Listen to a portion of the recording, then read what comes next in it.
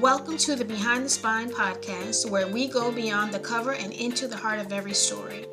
I'm Latoya Guillory, certified master, mindset, and author coach, and founder of The Intentional Author. This space is for writers, authors, and creatives who are ready to move past fear, self-doubt, and perfectionism and step fully into their purpose. Here we talk about the real journey of writing and publishing, the mindset, the discipline, the lessons, the breakthroughs, and the stories that don't always make it onto the page. Each episode brings you honest conversations, practical strategies, and powerful encouragement to help you write with intention and publish with confidence. Show up boldly as the author you were created to be. So grab your notebook, your favorite drink, and a quiet moment for yourself. Let's go behind the spine and into the story. Seanathan Pollidore is a modern-day Griot, the son of Clarence and Versana Polidore and grandson of Cornelius and Dora Lewis, all descended from Griots observing modern life, the timelessness of human nature, and speaking the wise words of wisdom passed down from the Black experience in America, deeply rooted in the traditions of Africa. Mr. Pollidore earned a Master's of Science in Psychology and taught at the college level at the University of Louisiana and South Louisiana Community College. Enlisted for 4 years in the U.S. Navy, he traveled to 23 different countries and saw the world. He was an instructor for Barbizon Beauty School, co-host of KJBC's morning radio show, and authored 6 personal development books. Mr. Pollidore devotes his creative time to public speaking on topics such as increasing literacy skills, bullying, standardized testing, drug violence, and motivation for the future at graduation commencements. For his podcast, he interviews Black authors such as New York Times bestseller Robert Jones Jr., Dr. Imani Perry, and many more on down to self-published independent authors. Mr. Pollidore works as a healthcare security guard to provide financial security for his family while he pursues his calling as a modern-day Griot. Hello, everyone. Welcome to another episode of my Behind the Spine podcast. I'm your host, Latoya Guillory. Today, I have the privilege of introducing to you Mr. Sean Pollidore, also known as Sean P. He is the author of the Bounce Back season, which just dropped last week, among about 15 or 16 other books that he's published. Hey, Sean P., how you doing? Man, I am always excited every time we connect in person or online. I love being the host of a show, but I love being the guest even more than that, man. So thank you for giving me a chance to be a guest on your lovely platform. Absolutely. So tell me, Sean, and let the viewers know, what made you decide to be an author? Man, it's easy, man. Like growing up as a young Black boy of the 80s and the 90s, I was a typical kid who wanted to play basketball. I had basketball dreams, man. So I was a late bloomer when it comes to like reading and writing, taking education seriously. I'm both sport. So in the military, as a young grown up, a brother on the ship got me reading books. I was reading Eric Jerome Dickey and Sister Soldier, Coldest Winter Ever, all of the late 90s class. Right. And I was reading so much of it, something in my mind was like, I wonder, could I write a scene like that? Could I write a character like this? Could I do this thing? That's kind of how the wheel slowly started turning, I believe, more than 20 years ago. It started percolating. I wanted to be a writer. I love it. I love it. What part of your journey has challenged you the most? Well, I would say the business side of this thing. Like I tell folks all the time, they're so scared about the writing part, and the paragraphs, and the characters, and the scenery. Once the book is published, that's the real rubber to the road. Like how you gonna market yourself? How you gonna publicity yourself? Going out there, boots on the ground, going through the vending opportunity. Going in the back of your car, just hand-to-hand sales, like having the courage and the tenacity it takes to go through that road. And sometimes doing a book event, sell notebooks. Sometimes paying for a big old shipment, not getting a recoup on your investment. Like all those things happen. So I think those things are more challenging. Then the writing part is actually the easy part for me. Yeah, I say the same thing. That's the easy part, right? But it's the that's the part that gets people tripped up the most. And I'm like, well, you got to get through this piece, because there's so much more that you're missing out on before if you don't or whatnot. Do you have a favorite platform? Oh, go ahead. I wanted to add one tidbit of support for the viewership. I wanted to be a writer. That was the goal. No idea. I got to be a videographer. I got to be a designer. I got to be good with cameras. I got to understand lighting. I got to understand my own sound as far as microphones and different kind of microphones and microphone apps. And like, I had to learn 9 other things to be a writer. Yeah. Just want to simply write. Yeah. I don't think any of us that's self-published understand what that self-publishing is. Like, yeah. I got to understand marketing. I got to understand promotion. I got to understand algorithm. Understand certain platform for certain things. Doing threads and this over here and this over here. This better on TikTok. It be the same content. I'll post it on Facebook, better get a reaction. Post it on Instagram, to go crazy. Yeah. So you might think something wrong with the content if it's in the wrong place. But it takes time to learn it. Yeah. So all those things are just the things you don't think about coming into the game. Did that discourage you at all? Did you one day say, I'm through with this. I'm not about to do this no more? My friends tell me all the time about this story, right? Maybe 4 years ago, I said, you know what? I'm tired of this. And so I did a Sean P experience show with the guests. They had no idea. I did the whole show as usual. At the very end, when I normally said, all right, y'all, thank y'all for coming to the Sean P experience. I'll see y'all next time. I got so-and-so. At that point, I was like, you know what? I've been enjoying y'all. Thank y'all for supporting me for all this time, supporting my content and the books and the platform for my last episode. And, I'm wrapping it up, man. Thank y'all. And I signed off, and that was it. My inbox was going crazy. People was crying. I didn't think it mattered that much. I didn't think they cared that. Yeah. But like most things in life, unfortunately, when people hate stuff, they'll do a big old post about how much they hated this drink, how bad this place is, or whatever. They like something, you might not say that. So I was doing stuff. People was liking it, but I didn't know they was liking it. So I'm thinking I'm wasting my time.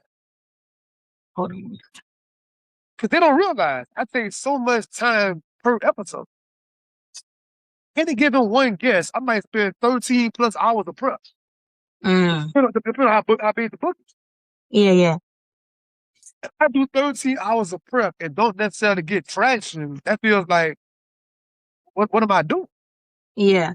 So that kind of made me want to get out the game, but my love and passion for this is so deep to where I found my way back, obviously, 4 years later, we still rocking the roller, man. I love it. I love that. I love that they felt the impact without even realizing how much the impact was there. I think, like people send you pictures. And we doing this right now, like we're doing it, right? I'm not in my mind right now imagining this on somebody's big screen TV in their living room and their grandmother and their son, and they got snacks, like watching Power or something like that. Like they're watching the Sean P show like it's a TV show. And one mother said, man, my son in college, we come home from college, one of our main things we do together is watch those shows. That's crazy. That's their bonding thing, is watching those shows. Like, that's a crazy thought. Yeah.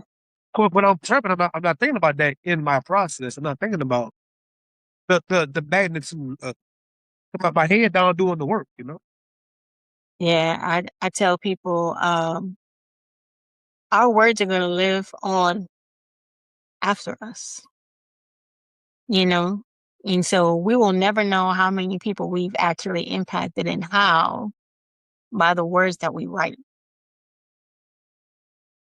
I think that's why I'm so passionate about this is because of that, right? Like we can go and we can march and we can, advocate, in the Capitol and all that kind of stuff. All that is necessary. But when you write, man, you touch so many more lives. Like, I don't know right now who's in Connecticut listening to this and being changed, right? I will never know that. And I never felt it so visceral as going to New York last year. I was a part of the Zora Neale Hurston Summit in New York. Right? I was a part of the staff of that. Yeah. I had my Sean P merch, shirts and hats, and it's freezing in New York. I had my jacket, it was quarter zip, Sean P. And like being here in Louisiana and Lafayette or whatever, like people just walk past you like, man, what up? Like it's Sean, what up? But like being somewhere totally different, and people at the elevator like, wait, man, that's Sean P. Man, that's Sean P, man. Go get a picture with me. Go get a selfie. Like it was going crazy. But like again, back to impact, you don't realize it because when you at home, it's not the same. When you go somewhere else, total strangers respond different than people that think they know you. I mean, that's all, always read and always talking like, man, whatever. But like somewhere else, like, man, straight you respect and reverence and admiration. And they tell you, man, I love watching your live videos. And I miss you doing this. I miss you doing that. I'm like, wow, I forgot about it. So you see it that when you travel, So Yeah. pretty bad. Yeah. I like that. Now, we talked about the business aspect of it, but do you have a favorite platform that you publish your books on? Yes, that'll be my own platform. SameTreeDifferentBrands.com. We're always advocating to patronize the author first.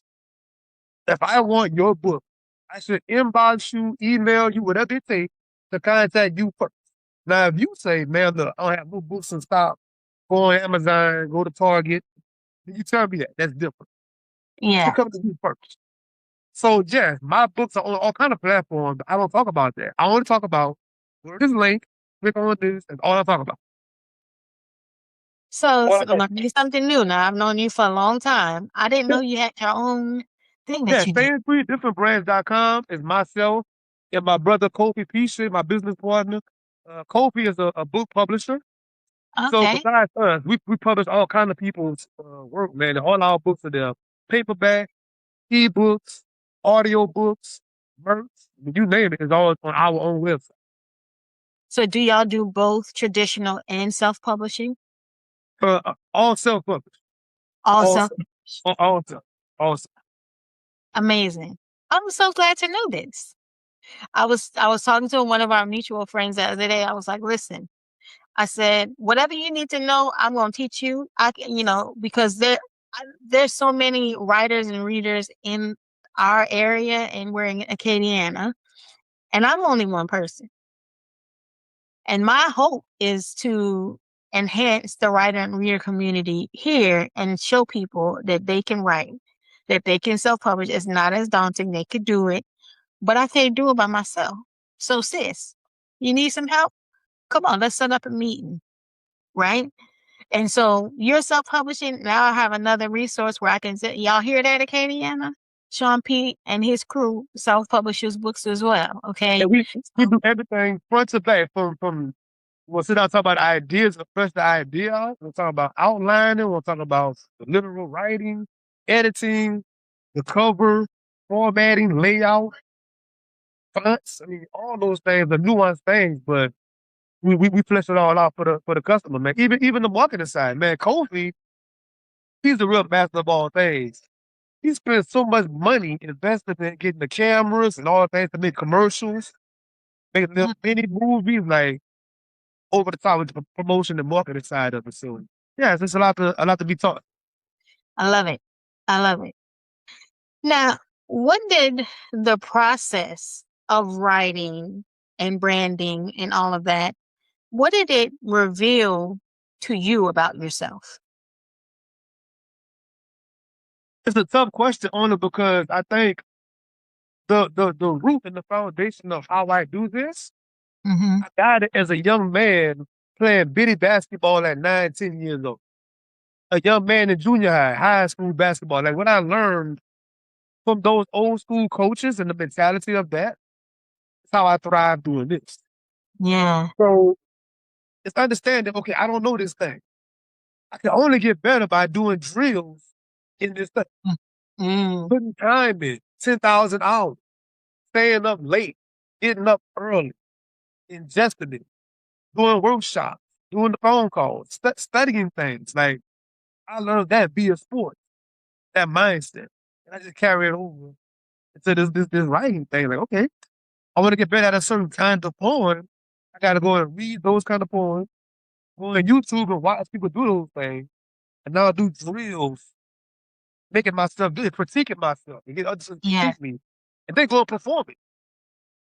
So not it's game day. We get in Yeah. practice, watch the film, now we go perform, and give real time feedback and response. This is working, or this is not working. Yeah. Back to the drawing board.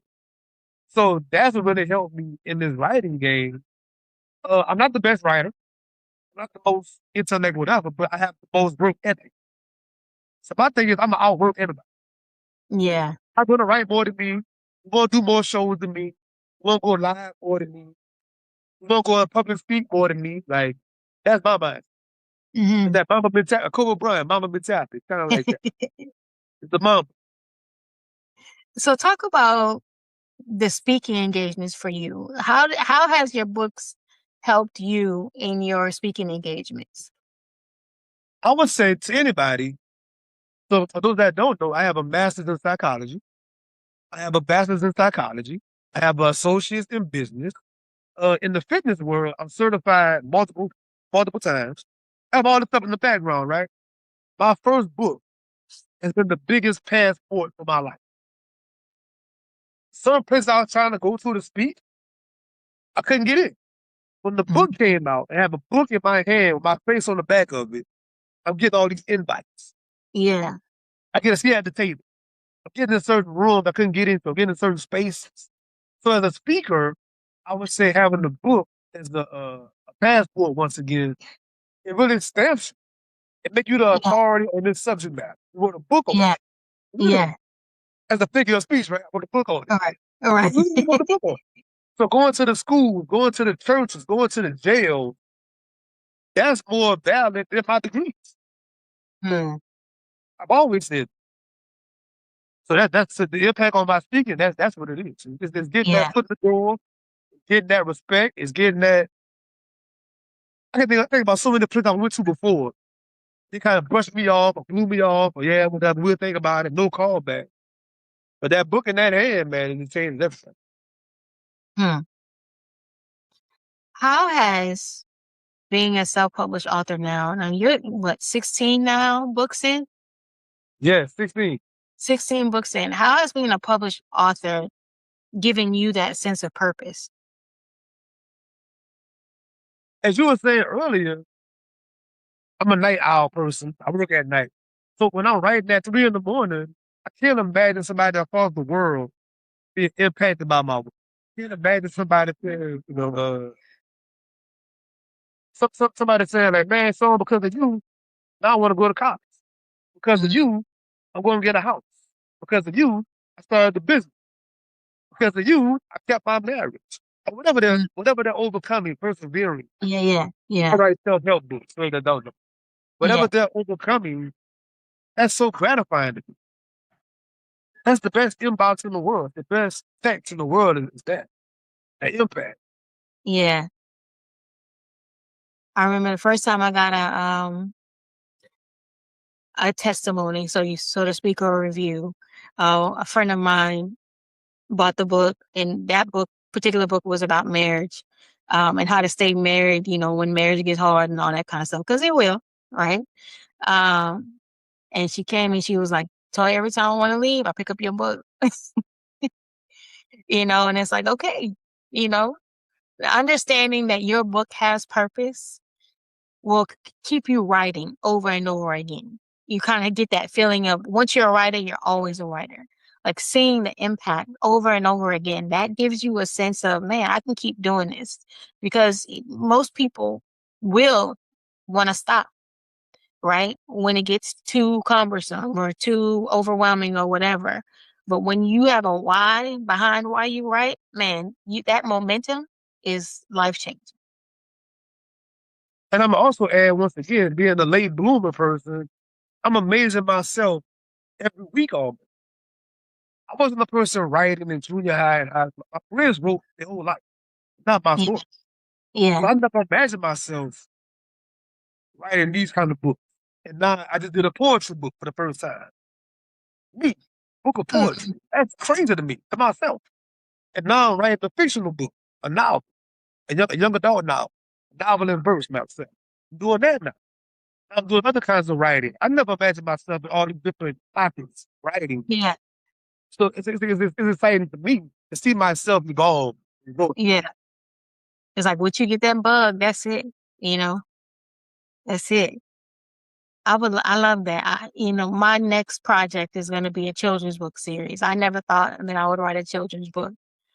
My platform is helping people live with intention. And so being able to look at this, my goal is to look at this from my son's eyes, and help him kind of navigate the intentionality of life, being a purpose-driven person as a child, and how to create that space for yourself, knowing your core values, your family value, all of those different things.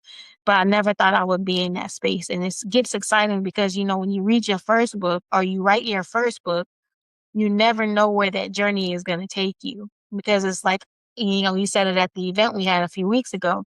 Every time you get that newest book and you look at it and you're like, man, and that feeling you get every time it comes in the box and you open the box, it happens over and over and over again.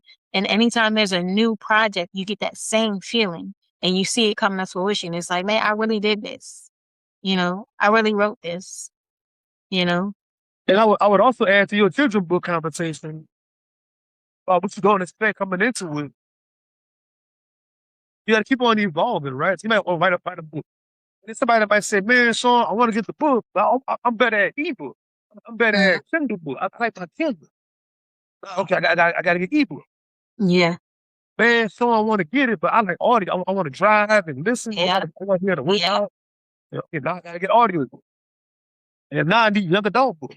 Yeah. Now I need children. So it starts stacking because it's trying to hit these different demographics. Yeah. Hopefully simultaneously. So, yeah. Yeah. When after I wrote my first book, I heard a lot of that. Man, Latoya, I don't want to buy the book and hold it because I like to listen. And so then I started doing audiobooks and whatnot. And so it's like every step of the way you're evolving. You're not the same writer you were in the beginning because you've learned so much. There's so many notes that you probably have. I was talking to another guest of mine, and she was like, I keep post-it notes for all the books that I have, because I wrote that post-it note for a reason. It gives me that memory because you never remember when you're writing a book what you did for that last book until you start writing the next book. Then you're like, oh, I remember I did something. Where did I put, that information kind of thing? But you're always evolving. There's always something new that you're going to learn. You're going to hear from somebody. Like as you're learning, then you're going to find there's a new tactic that might work well for you kind of thing. Or there's a tactic that might not work anymore and you should try something different, kind of thing. You're always evolving.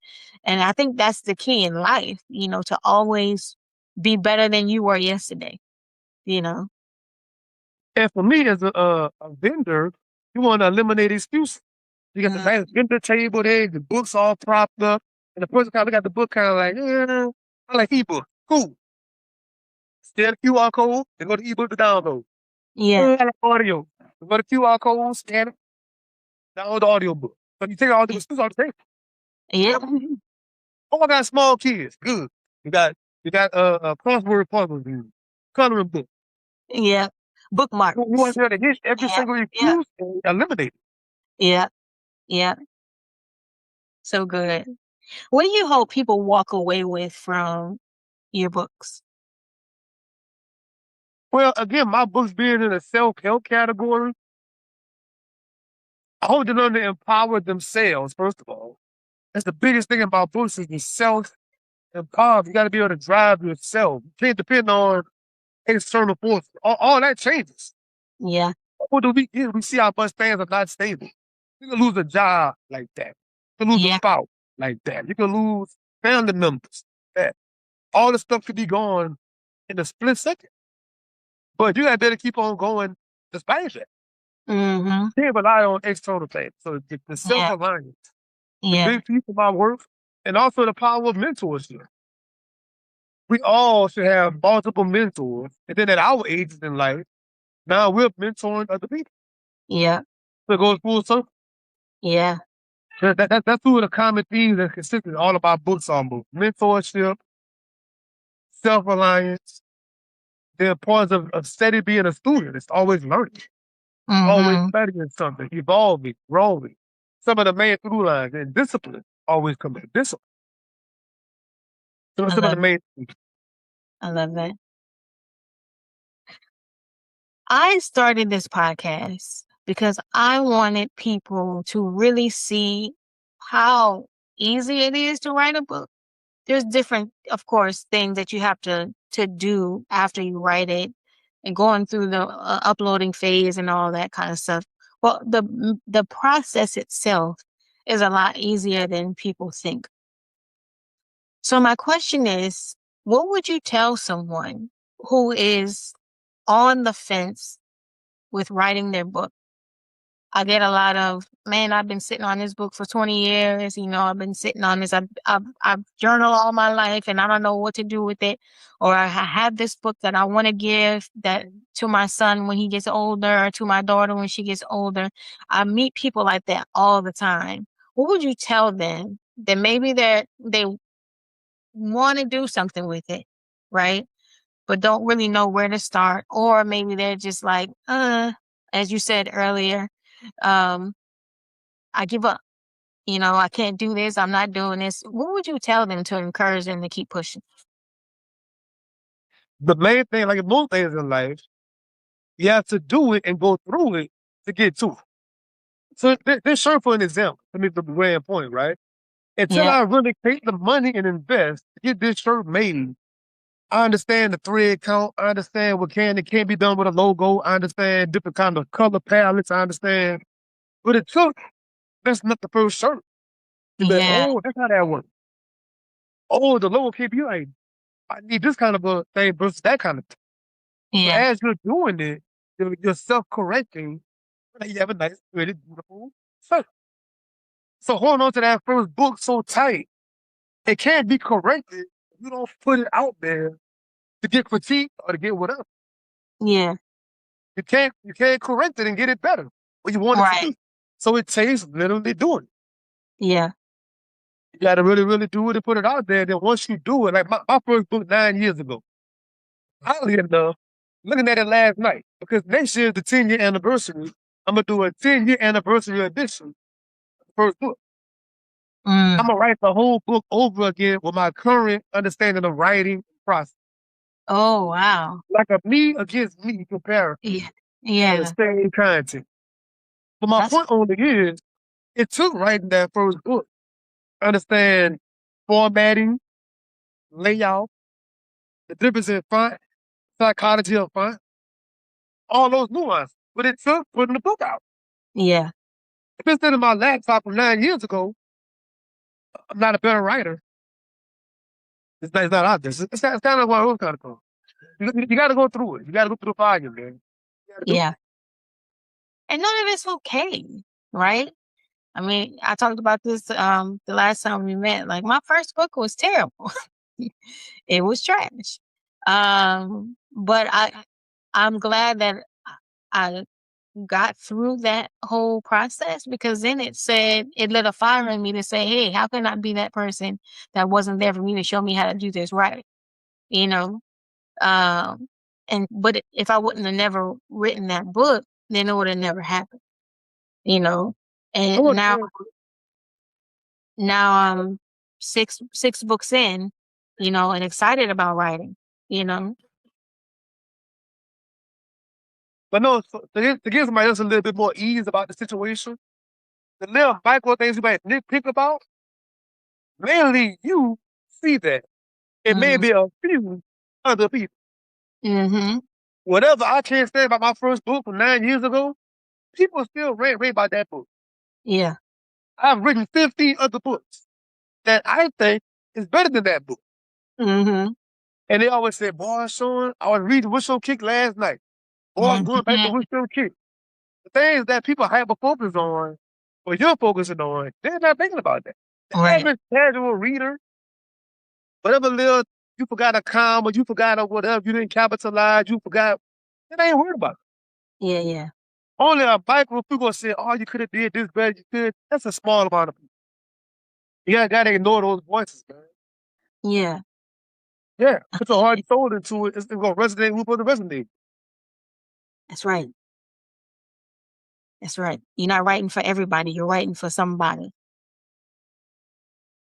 And that somebody is not looking for the perfect author. They're looking for somebody that understands who they are, that can And guess speak what? to them. Mm-hmm. Guess what? You can go to Barnes and Nobles or if you buy a book and get a book off the Barnes and Noble shelf. That's some pretty expensive. And you can still find grammatical error. Correct. You can still find the font kind of off. You can still find a line saying not. That still exists, even in those traditional published books.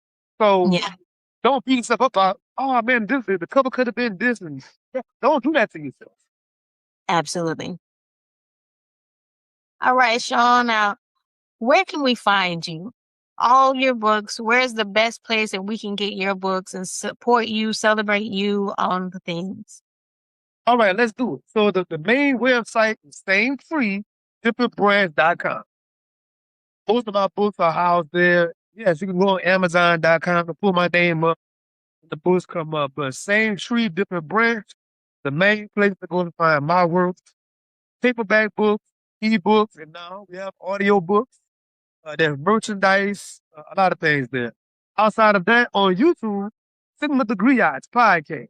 My show, The Sean P. Experience, where I interview authors, editors, filmmakers, athletes, pretty much anybody with a high skill set. My show is about picking their brain on how they do what they do. And what can we all pull from them in our life? That's the main through line in my show. On YouTube, the main place is Instagram. Seanathan Pollidore, put on Instagram.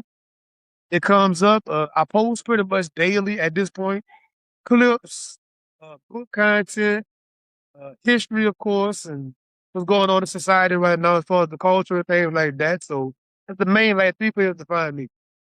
I love it. I love it. Well, Sean, it was amazing interviewing with you today. I'm so grateful to have you on here today. Y'all go show up and support Sean in all of his things. We appreciate you. Can't wait to see what you do next. Thank you very much. I appreciate it. Bye.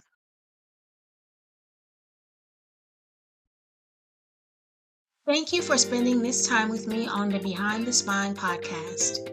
If today's episode spoke to you, take a moment to subscribe, leave a review, and share it with your fellow writer who needs the encouragement. For more support, resources, and ways to work together, visit theintentionalauthor.com and connect with me on social. Remember, your story matters, your voice is needed, and your book deserves to be written. Until next time, stay intentional and keep writing.